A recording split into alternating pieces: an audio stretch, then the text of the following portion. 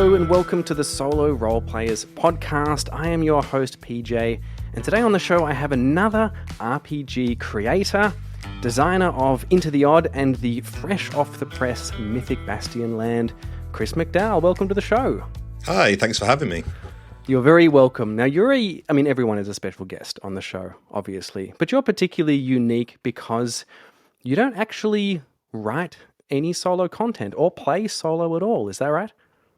Well, I've definitely dipped into solo stuff, and I did technically write one solo game, but that was during lockdown, so it doesn't count because I think everyone was doing solo.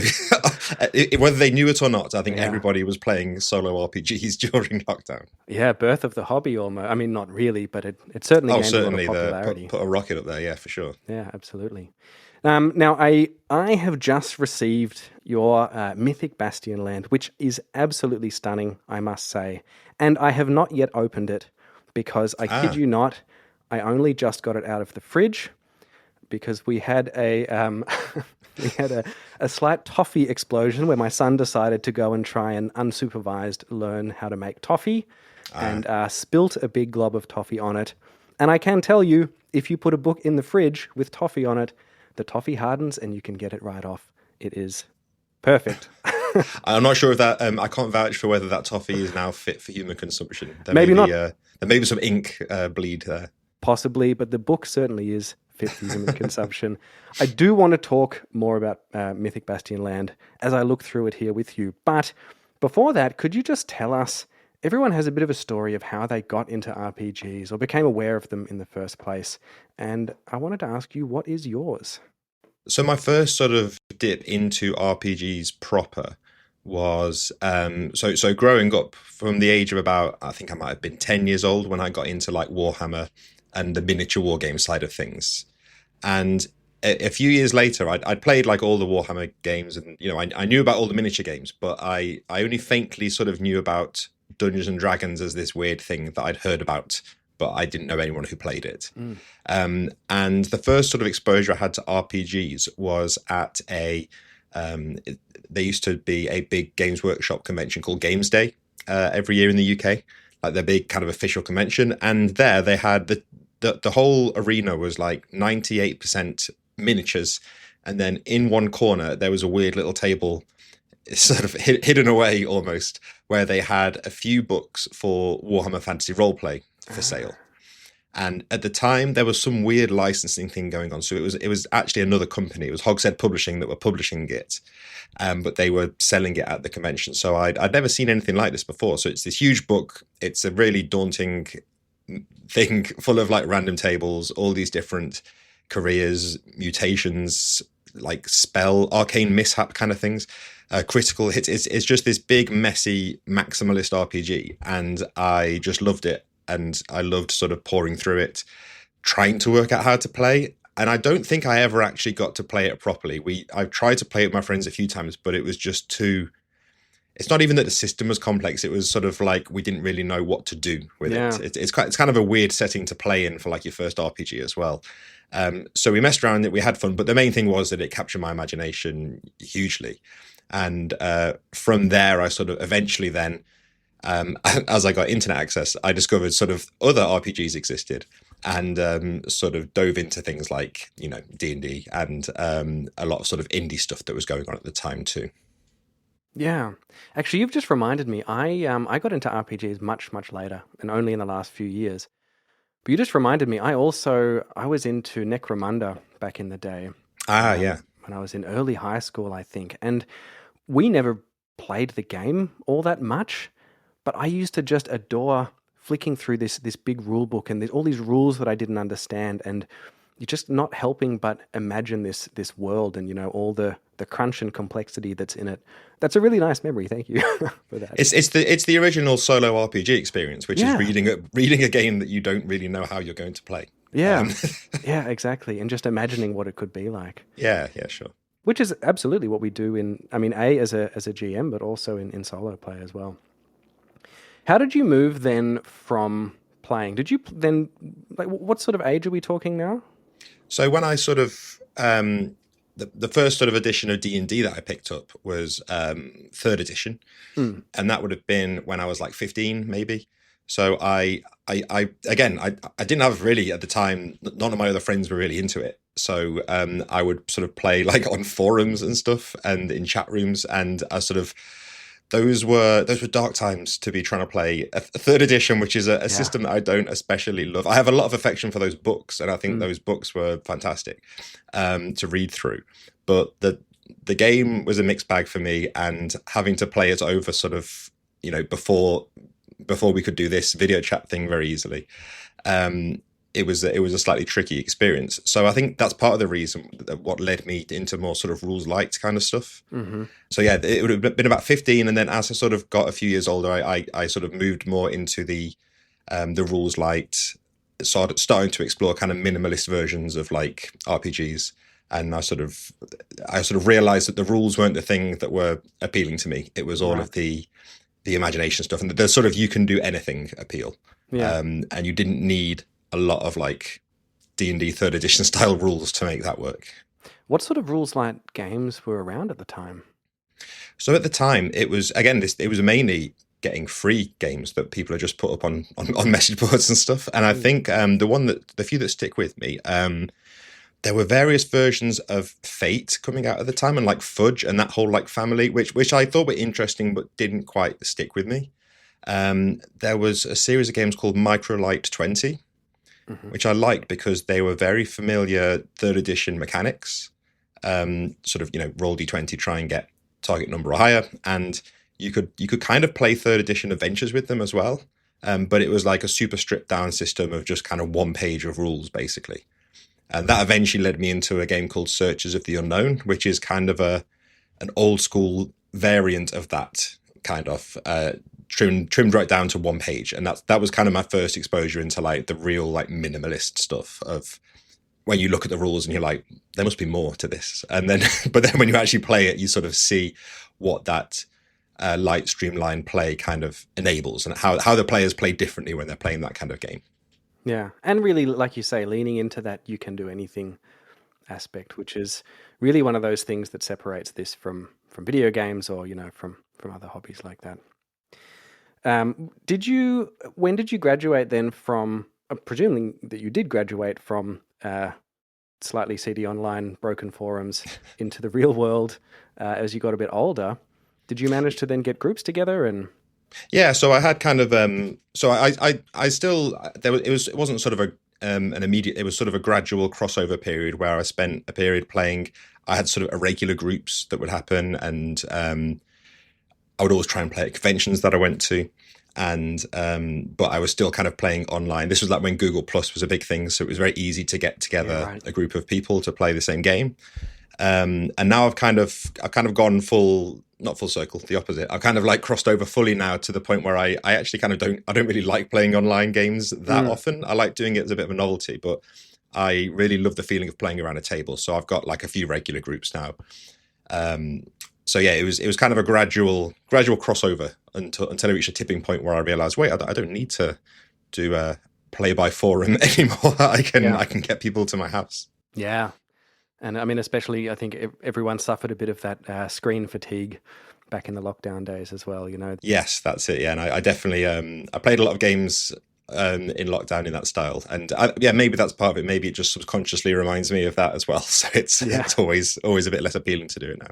Yeah, but there's nothing like that tactile part of it, Yeah, and the thing is, and part of the reason that I like rules like games is the thing I've realized about myself as I got older is I'm deeply impatient, which I keep under wraps when it's important stuff. But when you're playing a game, I like to sort of get to the fun stuff straight away. And I find playing online, things can sort of go a bit more slowly sometimes. Yeah. I really like the pace of sort of playing at the table when you can sort of keep things moving really quickly. Yeah, and feel like you have a little bit more control of the flow of things. Right? Yeah, for sure. Yeah. I mean, that's what I love about solo players. I have complete control of the flow of things as long as... Well, yeah, that's it. as long as the rules are findable, So when you do play physically now, coming from that Warhammer background, do you like to play like with minis and grids, or are you doing all Theatre of the Mind stuff, or how do you prefer to play? So I still like miniature stuff. I play miniature games regularly and I play RPGs regularly. But to be honest, I tend to keep them quite distinct. Mm. So if I'm playing a miniatures game, I kind of like it to be a miniatures game. And you can have like RPG elements in there. But the thing that I like about RPGs is that kind of freedom and that kind of shared imagination. So I tend to use usually just like full on theatre of the mind. We just describe what's happening. Occasionally, if it's like a complex situation, occasionally just like sketching on a bit of paper to show who's standing where is about as far as I like to go. Yeah. The exception is I do like to have a big map in the middle of the table, mainly just because I like maps. So it's a nice thing to have in the center of the table and to be able to have as a kind of center point of things. But no, I actually really don't use miniatures in RPGs, despite the fact I've got a cupboard full of miniatures and shelves full of RPGs, but I keep them on. They're even on separate floors. My RPGs are upstairs and my miniatures are downstairs. So maybe I've done that because I still think of them as kind of very separate. That feeling of just leaning over a map and sort of thinking about where you might be going, and I think it's really immersive. Oh yeah, definitely. Love it. Other thing I wanted to ask about playing in your live groups, but what sort of things are you playing at the moment? What are you leaning towards? Is it similar to the stuff that you're creating? Is it your own stuff? Is it different? What is it? It kind of comes and goes in waves because, so for instance, with Mythic Bastion, there was a point where I really wanted to try and test that as much as possible. So I played a lot of that over the last few years. But if I don't make the effort, I'll find that I'm only playing my own games because I'm always trying to work on something. So I really make the effort to play other systems as well. And I do still tend to lean towards more rules light kind of stuff. I like to play games that are also a bit different to what I make. So one game that I'm preparing to run at the minute. We're having scheduling issues, which is the eternal. That's the downside of not playing a solo RPG is trying to get other people in the same space at the same time. But I'm preparing for a Slug Blaster game, which is a kind of multi-dimensional skateboarding forged in the dark game, basically, with skateboarding instead of like heists. And it's really it seems really cool, really fun. I'm really excited to try it. And it's very much not the type of game that I would write because it's very structured in its kind of, it has this whole system. I won't explain the whole system, but it has this system of like character arcs that are kind of almost pre-planned. So you have a, not quite fully locked in, but you have like a character arc that is probably going to happen for your character across the campaign. And I'm always a big fan of leaving that completely open, really. So it's like, I don't know what's going to happen and I kind of like being surprised. But having that kind of more curated experience, I think, will be interesting to try out. So yeah, I do like to try games that are different, that look cool, but are different to the kind of games I would make, because I think that's kind of a good. It's not just that it's a good exercise for me to do from like a design point of view, but it's just a nice change. So I'm not just like doing the same thing over and over again.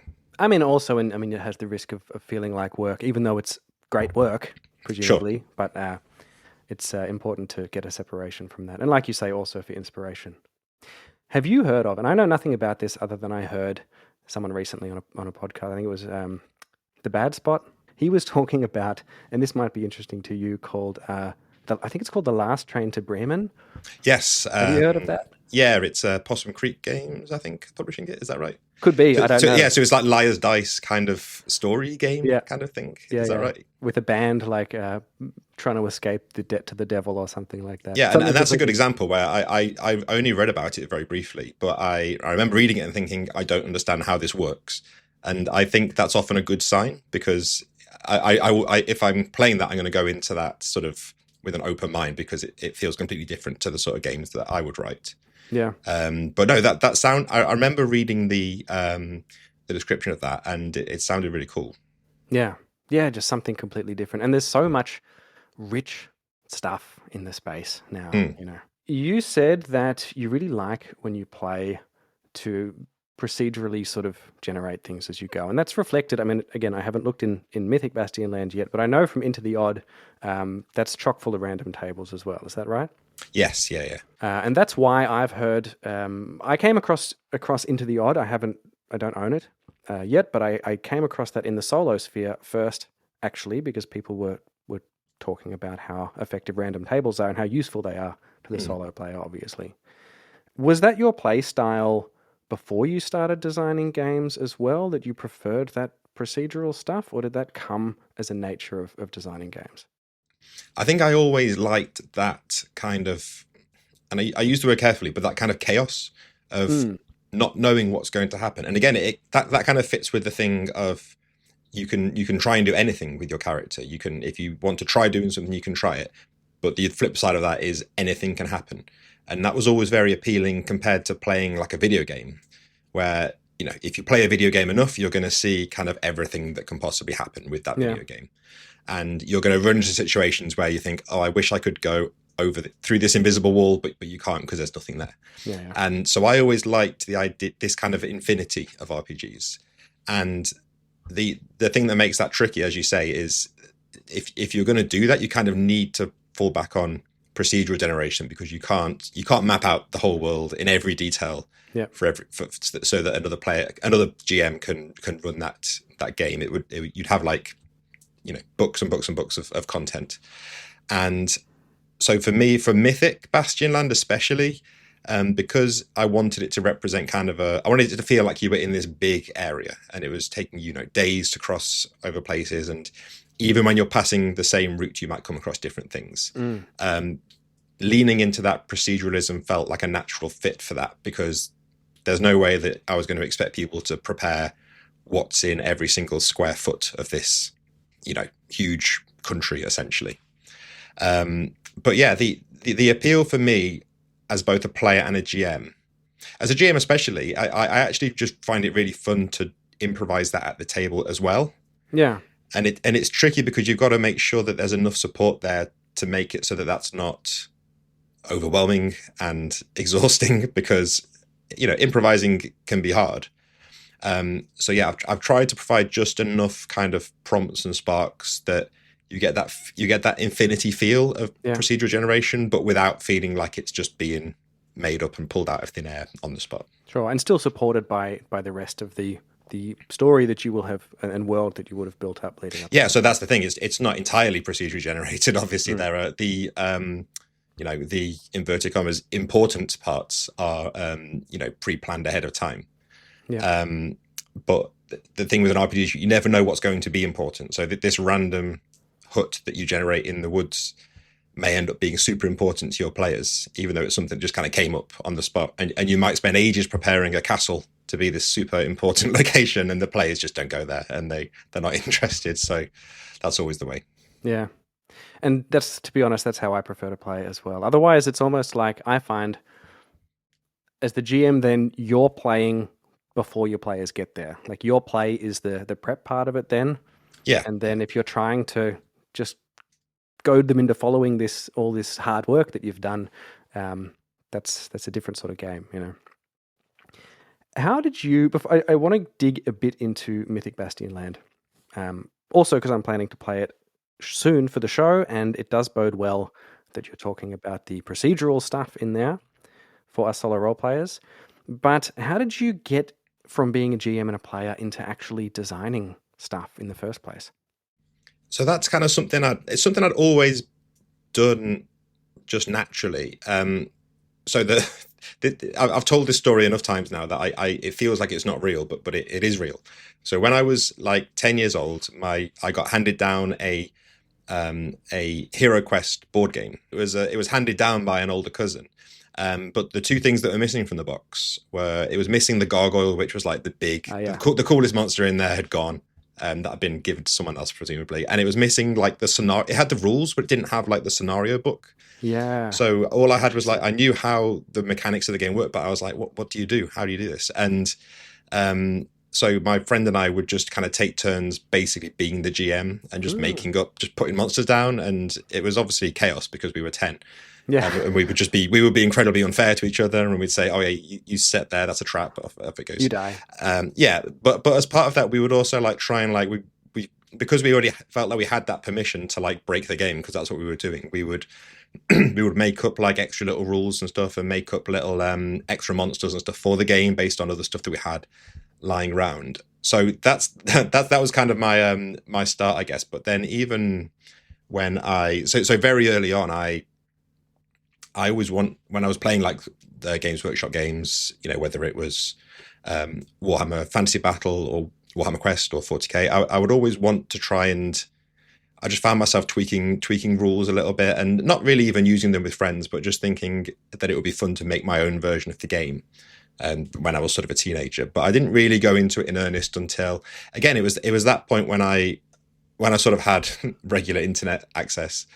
So maybe when I was like 18, and I realized that people were just making games and putting them out for free on like message Mm. boards. So that felt like a very accessible thing to be able to do. So I thought, oh well, if people are doing that, I can do that. So it just felt like a very natural thing to do, because everyone else was doing it, and that soon turned into a desire to try and make things as simple as possible. And that was a very appealing goal to me. It was like like they did with lots of people took like third edition D&D and trimmed it down as far as possible. Mm. So I remember working on like a sort of there was like a superhero game system, and I thought, can I make something that was like a sort of ancient Greek superheroes kind of system, using that, but like stripping it back a bit. And yeah, it's just always been something that kind of came quite naturally to me and felt like fun to do, even if I had no illusions that anyone was ever going to play it. Sure. It was kind of a fun exercise to do anyway, and I always felt really proud of sort of whatever I'd managed to write down. Yeah, that's always a good sign. If you like the thing that you've made, that's a great start. Yeah, and I think that's the only way to design. I think is to design the thing Absolutely. that you want very selfishly. Absolutely. If you're trying to please someone else, it's not gonna work. Yeah.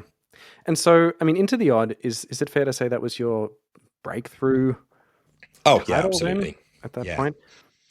At what level of or what stage in your designing stuff for yourself and for fun did Into the Odd come about? So it came about.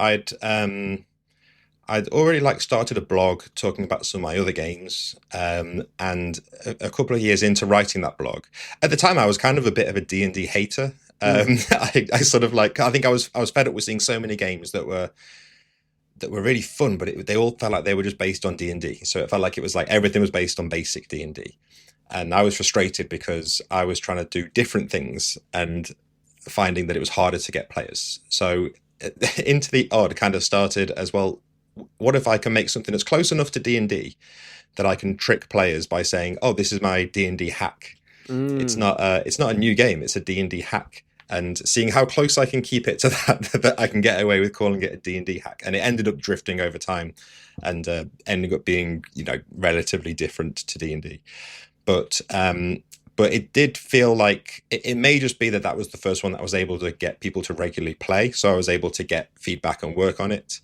But that was the first one for sure that sort of felt like it had it reached any kind of point where I was really quite happy with it and thought that it was worth sharing out there.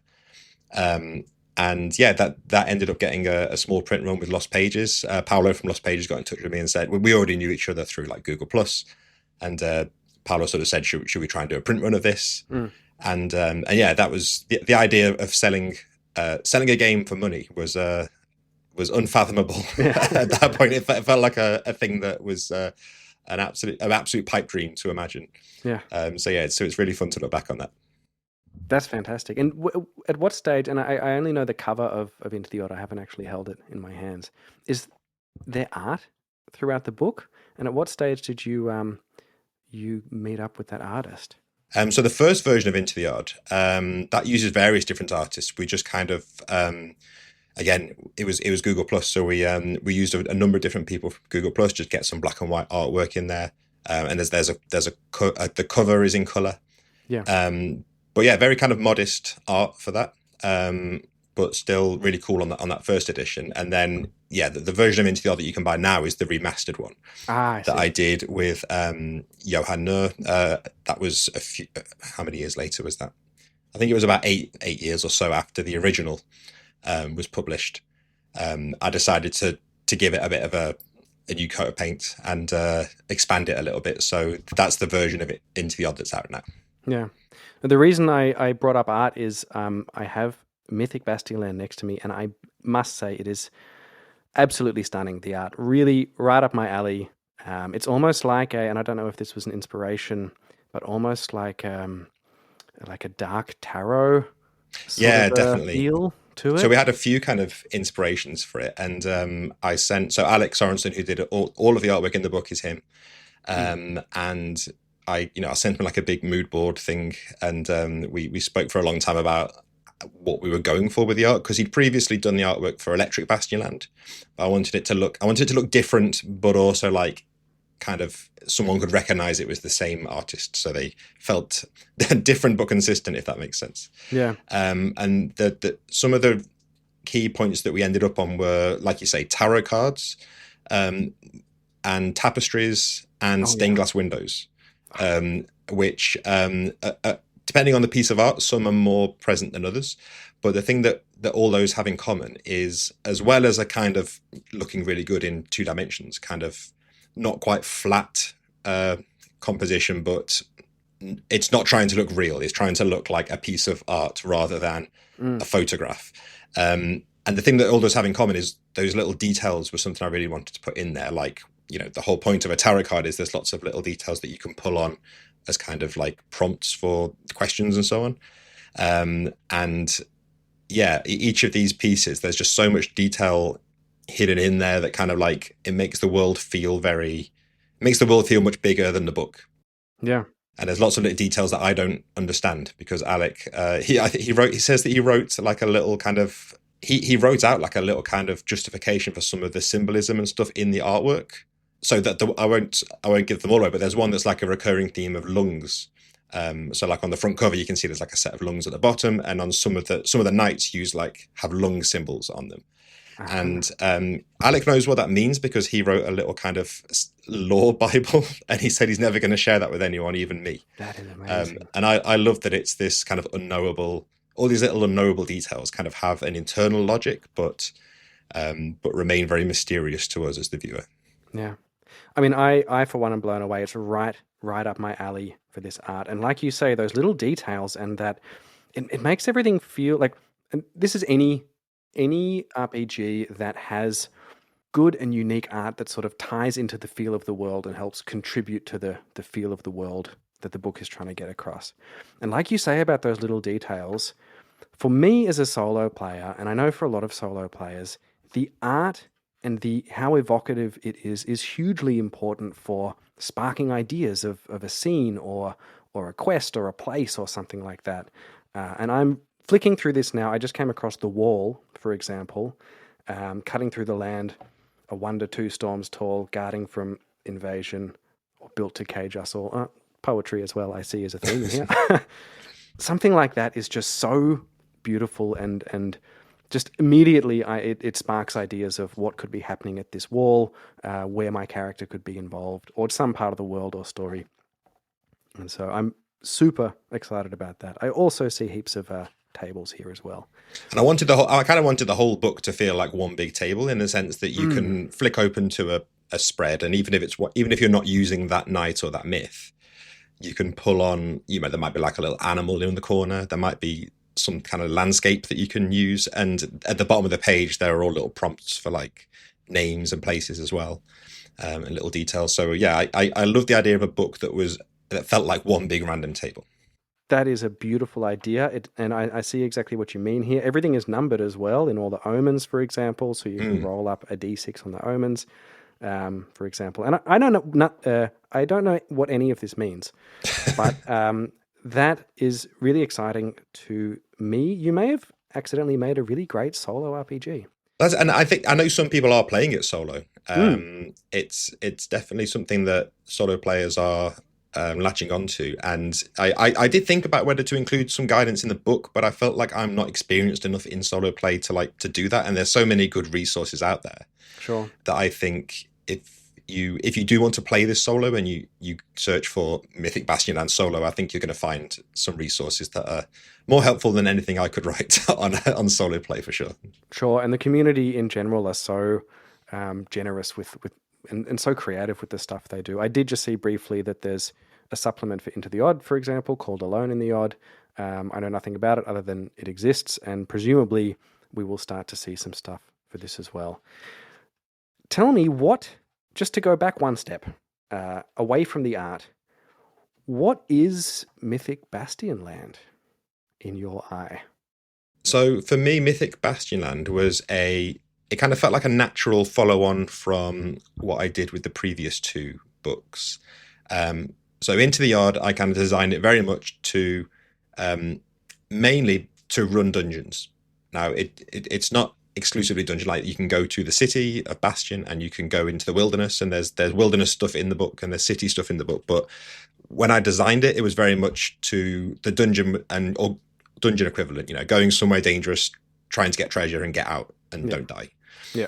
That's what it was kind of built for. Um, so then, following on from that, Electric Bastionland kind of moved because I wanted that to be focusing on like a weird city, and then you know, and what the world around this city would look like. I kind of pushed the timeline forward a bit, and I was like, okay, so it's like an early 20th century kind of feel city, weird urban environment, and you can just fill it with lots of weird stuff and have kind of very, I keep saying weird, I need a better word than weird, very kind of unusual encounters and adventures in there, and a little bit more light-hearted as well. So after that, I keep pulling back to lockdown, but it was a very important time for me, I guess, in my game Yeah. development. It was at the start of when I went full time developing games. In the lockdown, I spent a lot of time out in going for walks in like the woods near our house and down by the river, and you know, being forced to not go to, because I live near Manchester, in Manchester, in the UK, quite a big city, but being forced to not go into the city and like kind of live not quite in the wilderness, but it's a romantic idea to pretend that I was in the wilderness for that period. Spending all that time in the woods and down by rivers and stuff made me think, well, what would a game look like if instead of focusing on the city, I wanted to lean in on this wilderness thing? And it felt natural to then think, well, what would, if you're going to do that, a real natural fit feels to go for a kind of early medieval kind of feel. And at the time, I've been reading a lot of stuff about kind of local mythology around here, and Arthurian stuff especially. And I didn't want to just do like an Arthurian English folklore game, Yeah. but I thought, well, what would be the in-world equivalent, the in-Bastion equivalent of these myths? And it sort of went from there. And it got me to explore a style of play that I've hadn't really dug into too deeply before, which is this hex crawling, huge scale in terms of the area that you're crossing and covering, huge scales in terms of time. It got me to explore the idea of characters being able to age and die, and then you've got new generations. And it sort of, the pieces kind of fell into place quite naturally as I sort of worked on the game and tested it out. And so in short, sorry, it's a game about wandering around the wilderness in a sort of mythic past of my setting.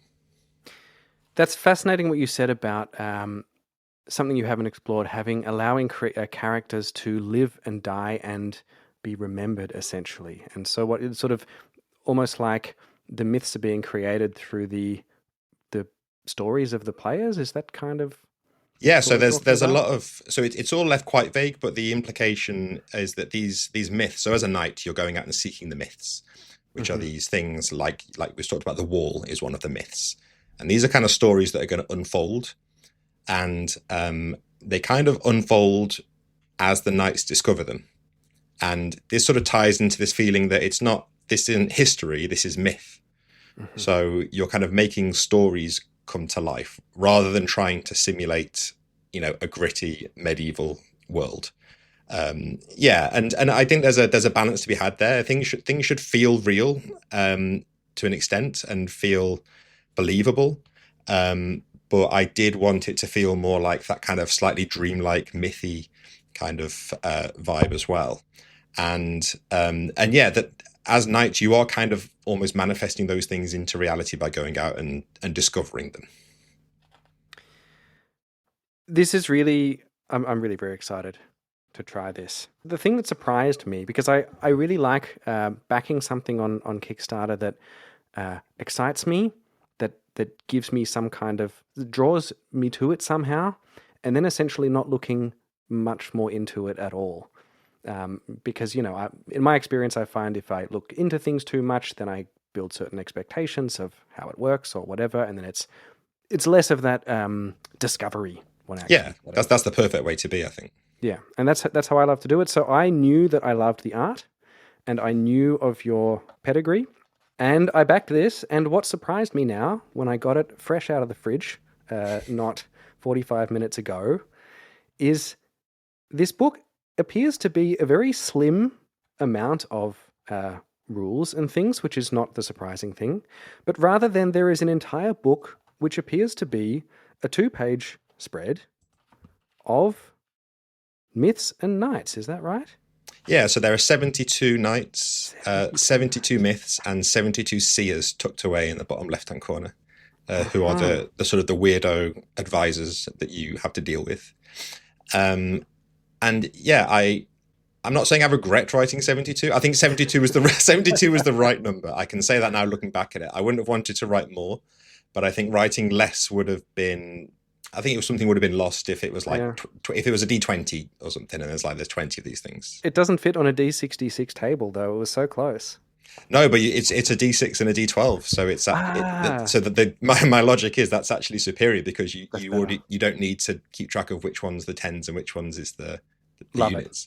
Everyone loves a D12. Let's be honest. Yeah, absolutely. There's a lot of it in this book, but yeah, the intent was that so in Electric Bastionland, for instance, I had like over 100 failed careers that your starting character background basically. And the intent with that was that the ones that you weren't using would kind of inform the game. And they did, but I kind of wanted to do that more with this one. So the idea is that you might only use, if you're playing solo, you're going to use one of these knights for your character. Let's say you have two. Let's say you have a pair of knights that you're kind of solo role-playing. Mm-hmm. The remaining 70 knights are still used in the game as non-player characters. So they will be the rulers of the holdings in your realm. They'll be coming in from other realms. They'll be like your rivals. So having that focus of knights is really cool because it means all that stuff in the book is useful and sort of in a very immediate way in the game. Yeah, just beautiful. So just explain how this works. I'm looking at a spread here now which has the plague on one side, which is a myth, presumably. Yep. It has a table of omens. Yeah, 6 omens. And so the omen is what? So what happens is, as you're kind of going around the realm, as your company of knights, you build a hex map, and as you're kind of going from hex to hex, you're going to the referee, or I guess if it's solo player, you are going to roll a die, and if you roll a d6, and if it's 4 or more, it's usually pretty safe. You might find like a landmark location, but 4 or more generally means all clear. If you roll a 1, 2, or 3, depending on where you are, you're going to encounter the next omen of one of the 6 myths that's in that realm. Mm-hmm. So at the start of the game, you're sort of seeding your realm with 6 myths. So your realm might have the wall and the goblin and the order and the plague and 2 more. And each of those is going to sort of reveal themselves one omen at a time, but you're not going to just uncover one at a time. You might get sort of the first 2 omens from the wall, mm-hmm. and then you might move into a different area and get an omen from the goblin or an omen from the wyvern or something. So you're kind of unpicking these myths and these stories all at the same time and trying to kind of piece together the best way to deal with it in order to sort of protect the realm. Because some of them end quite badly if the knights don't sort of get involved. It does sound wonderful for solo play. So you're slowly building up, piecing together how you can solve these different problems. Yeah, and they're not all sort of solvable really, because it's, like I say, because it's myth, it's about so there's not really like XP in this game, but you do gain glory, but you gain glory just by being part of the story. So if your knight uncovers the wyvern, and let's say it goes really badly and the wyvern ends up flying to the one of the holdings, and the wyvern eats the ruler of the realm and then flies off to another realm, you're still in that story, so you'll still get a point of glory for that. You are incentivized to go out and uncover these myths, but the main driving force behind trying to resolve them well is that your knight has taken an oath, and it's on the back cover of the book actually. It's seek the myths, protect the realm, and honor the seers. And that is kind of the key thing that I will always nudge players back towards if they are sort of lacking a bit of direction. And that's why you want to make sure that the wyvern doesn't eat the ruler of the realm, unless they're a bad ruler, in which case you can make an argument that letting the wyvern eat them is, Yeah. it's protecting the realm in the long term. Fantastic. Very excited to get this to the table and have a crack at it solo. You told me just in the green room before that your finished fulfillment of the book, presumably it'll go to retail soon, or it's already it's available. there? It's available now. But you're ready to kick off something new. Is that right? Yeah, so I have a miniature game currently on BackerKit. Called Mac Attack, which is my kind of mech miniatures game. So again, that's you would think, are there RPG elements in there? And it's like, well, not really. It's a pretty straightforward miniatures game about mechs and tanks and things like that. So that is I'm always interested with how much crossover there is between people who like my RPGs and my miniature games. Yeah. But somewhere in the middle of that Venn diagram, someone will enjoy it. So that game is called Mac Attack, and that's on BackerKit now.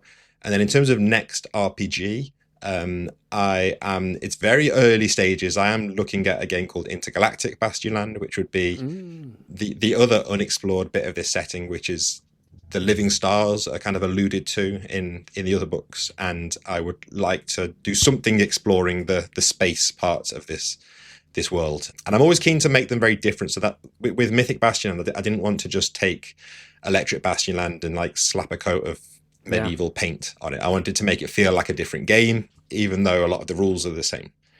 So the structure is very different to Electric Bastionland. So I'm tinkering around with that for Intergalactic, and looking at what that might look like. But very early days, but I'm hoping to test it relatively soon. So you have enough to be able to start pushing. I have, I have in terms of, and the thing is, like, so when I first tested Mythic Bastion, I look back at like the first playtest for Mythic Bastion now, and there's very little left from that first playtest that made it through to the end. So I always like to test early because I accept that it's probably all going to get chopped around and changed. But yeah, it's getting there. It's just missing, like, I feel like it's missing one really key part that would make the game work at the minute. So it's only missing a small thing, but I feel like that small thing is very important. And I feel like when it comes to me, it'll click, and some other things will fall into place. Yeah, spring you off in a whole new direction that maybe even defines what it's going to be. Yeah, exactly. Yeah. Fantastic. Chris, thank you so much for your time today. It's been an absolute pleasure. I feel like I got some excellent inside information of how I can get started playing this now as a solo player. Can you tell people, I did want to talk a little bit about your blog, but people should probably just go there and check it out if they're interested in seeing what that is. Where can they find that? Yeah, so that's at bastionland.com. And at the moment, there's a lot of extra stuff for Mythic on there. I think this week I posted a big list of extra stuff for your squires. Yeah, I just saw that. Having a squire is a lot of fun in this game, so there's some extra little twists to add to your squire to make them a bit more fleshed out, although they're obviously doomed to die horribly. Sure. In most cases. That's what a squire's for. Yeah. And great for the solo player probably to have a Absolutely, have a yeah, 100%. Yeah. Fantastic. So you can go to bastionland.com, was it? Yeah, bastionland.com, and that also links through to the store where you can buy the game. If you are in the US or the Central or South America, you should instead buy from +1 XP, but it's all linked on the site so you can see it there. Good to know. Is there anywhere you like to be found on the internet, or should people just go and go through your blog? Is that the best place to find you? If they go to the blog, then in the sidebar there is a list to all of my. I'm not super active on broadcasting socials, but there is a Discord server which is for people who enjoy my games, and I can usually be found in there. Wonderful. Chris, thank you so much. It was an absolute pleasure having you on the show. I really look forward to getting Mythic Bastionland to the table, so keep an ear out for an upcoming actual play of that soon. But until then, keep getting books off your shelf, even if they weren't designed for solo, and exploring some of these fantastic worlds that are just awaiting you. Thank you. Thank you.